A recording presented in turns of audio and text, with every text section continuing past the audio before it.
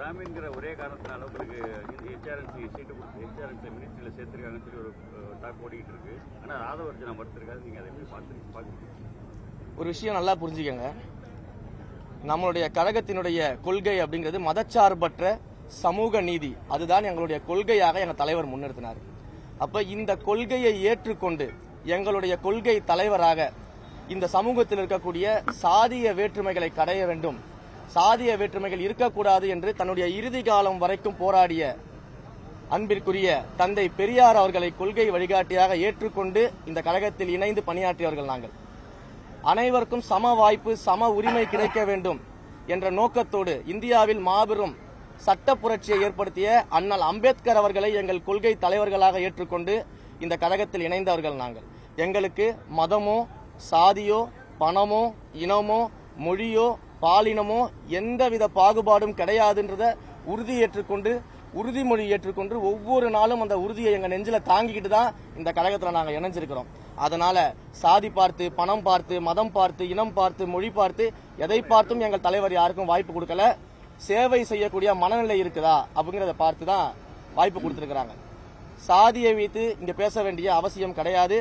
மக்களுக்காக இங்க சேவை செய்ய வந்திருக்கக்கூடிய எண்ணத்தை தான் நம்ம பார்க்கணும். ஏன்னா இன்றைக்கு எங்கள் தலைவருக்கு வாக்களித்த யாருமே இன்றைக்கு ரமேஷ் அப்படின்ற எம்எல்ஏக்காக யாரும் வாக்களிக்கல. இன்றைக்கு இவருடைய ரவிசங்கர் அவர்களுக்காக யாரும் வாக்களிக்கல. அனைவரும் எங்கள் தலைவர் மாண்புமிகு முதலமைச்சர் அவர்களுக்காக வாக்களிச்சிருக்கிறாங்க. ஏன் அப்படின்னா இத்தனை ஆண்டுகளாக திரைத்துறையில் அவரை பார்க்கும் பொழுது, திரையில போயிட்டு அவர் அமர்ந்து பார்க்கும் பொழுது யாரும் சாதி பார்த்து அவரை பார்க்கல, மதம் பார்த்து அவரை பார்க்கல. அவர் ஒரு அண்ணனாக, தம்பியாக, தங்க வீட்டு பிள்ளையாக நினைச்சிருக்கிறாங்க. அவர் நிறுத்திய கேண்டிடேட்ஸையும் அவர் இப்ப போட்டிருக்கக்கூடிய அமைச்சர்களையும் மக்கள் அப்படிதான் பார்க்கிறாங்க. சாதி பார்த்தெல்லாம் இங்க யாரும் எந்த விதமான பதவிகளும் வழங்கப்படல. எங்கள் தலைவருக்கு இது போன்ற பிரிவினை பார்க்கக்கூடிய எண்ணம் துளியும் கிடையாது. ஏனென்றால் எங்களுடைய கொள்கை தலைவராக தந்தை பெரியாரையும் அண்ணல் அம்பேத்கரையும் ஏற்றுக்கொண்டு வழிநடத்தக்கூடிய ஒரு மாபெரும் சக்தியாக நாங்கள் இன்றைக்கு இருக்கிறோம். நேற்று துறை அமைச்சராக பொறுப்பேற்ற வரை நீங்க ஆய்வுக் கூட்டங்களில் பேசியிருக்கீங்க. கோயிலுக்கு வரவங்க மன நிம்மதியோட சாமி தரிசனம் செஞ்சுட்டு போறோம். நிறைய முதலை திருக்கோயில்கள் இன்னும் பிரச்சனைகள் இருக்கு. அதாவது கட்டண தரி, சொன்னமாண்டு, விரைவு தரிசனம், இந்த மாதிரி பிரச்சனைகள் இருக்கு. அதுக்கு ஏதாவது செயல் திட்டங்கள் பேசிக்கிறீங்களா? என்ன நடவடிக்கைகள் எடுக்க? நேற்று துறை ரீதியான முதற்கட்ட ஆய்வை நாங்கள் மேற்கொண்டோம். மேற்கொள்ளும் போது பல்வேறு பிரச்சனைகள் குறித்து நாங்கள் அதில் விவாதித்தோம். குறிப்பாக கோயில்களுக்கு வரக்கூடிய பக்தர்கள் ஒரு நல்ல மனநிலையில் சாமி கும்பிட வந்துட்டு அதே நல்ல மனநிலையில் நல்லபடியாக வெளியில் போகணும். எந்த விதமான டிஸ்டர்பன்ஸோ எந்த விதமான சங்கடங்களோ அவங்களுக்கு ஏற்படக்கூடாது. அதே போல கோயில்களில் இருக்கக்கூடிய கூட்ட நெரிசல்களை குறைப்பதற்காகவும், அதே போல கோயில்களில் நீண்ட நேரம் காத்திருக்கக்கூடிய சூழல்களை எல்லாம் கண்ட்ரோலுக்கு கொண்டு வந்து ஒரு டைம் மேனேஜ்மெண்ட் கொண்டு வருவதற்காகவும், கிரவுட் மேனேஜ்மெண்ட் கொண்டு வருவதற்காகவும் பல்வேறு விஷயங்கள் நாங்கள் டிஸ்கஸ் பண்ணியிருக்கோம். அதை ஒவ்வொன்றாக செய்யும்போது உங்களுக்கு நான் வேளாவரியாக அதை பற்றி நான் உங்களுக்கு சொல்கிறேன். அதே போல இந்த கோயில் சார்ந்து இருக்கக்கூடிய சொத்துகள், கோயில் நிலங்கள், ஆக்கிரமிப்புகள், இது எல்லாத்தையுமே ஒன்னொன்றாக செக் பண்ணி இதை எல்லாமே உண்மையிலேயே கோயில்களுக்கும் இந்த கோயில் அறநிலைத்துறை மூலமாக மக்களுக்கும் பயன்படக்கூடிய வகையில் அது அனைத்தையும் கொண்டு வரக்கூடிய நடவடிக்கைகளை எடுப்போம். நான் முக்கியமாக வேண்டுகோள் வச்சது என்ன அப்படின்னா, உயர்மட்ட அதிகாரிகள் மட்டும் கிடையாது, அறநிலைத்துறையை பொறுத்த வரைக்கும் கோயில்களில் இருக்கக்கூடிய கடைநிலை அதிகாரிகள் வரைக்கும் நேர்மையாக நிச்சயமாக பணி செய்தே ஆக வேண்டும். எந்த விதமான ஊழலுக்கோ எந்த விதமான அதிகாரத்தை மையத்தை உருவாக்குவதற்கோ அங்க கோயில்களுக்கு இடம் கிடையாது.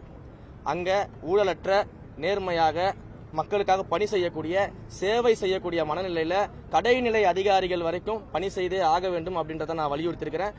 அதை குறிப்பாக மேலோட்டமாக சொல்றது மட்டும் இல்லாம, மேல்நிலை அதிகாரிகளோட பேசுறது மட்டும் இல்லாம மைக்ரோ மேனேஜ்மெண்ட் நானே பண்ணுவேன்.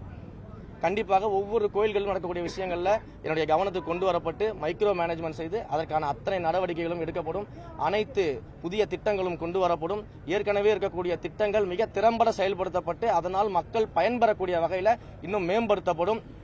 கோயில்கள் சார்ந்து நடந்திருக்கக்கூடிய எந்த கரப்ஷனாக இருந்தாலும் இதற்கு பிறகு அதை எல்லாம் ஒழுங்குபடுத்தி அதற்கான நடவடிக்கைகள் எடுத்து அனைத்து வகையிலும் அனைவரும் பாராட்டக்கூடிய ஒரு துறையாக அறநிலைத்துறை அமையும் அப்படின்றத தெரிவிச்சுக்கிறேன். தவிர்க்க முடியாத தம்ப்நெயில்ஸ், கலக்கலான கண்டென்ட்ஸ், சினிமாவும் சீரியஸ் பிரச்சனைகளும், பல வருடங்கள் இடைவெளிக்கு பிறகு இந்த படத்துல ஒரு கலகலப்பும் கைகலப்பும், போயிட்டே தான் இருக்காரே தவிர பிரேக்கே இல்லாமல் பிரேக்கிங் நியூஸ் சொல்லும் தந்தி டிவி ஆப். இன்ஸ்டா தலைமுறை வரை இறங்கி அடிக்கும் தந்தி டிவியின் டிஜிட்டல் எக்ஸ்க்ளூசிவ். அது தண்ணிக்குள்ள போகும்போது ஹேங் ஆயிடுச்சு.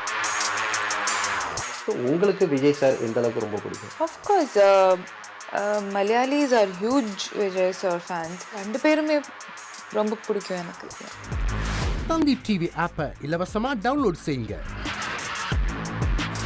ஃபாலோ பண்ணுங்க, சப்ஸ்கிரைப் பண்ணுங்க, என்ஜாய் பண்ணுங்க.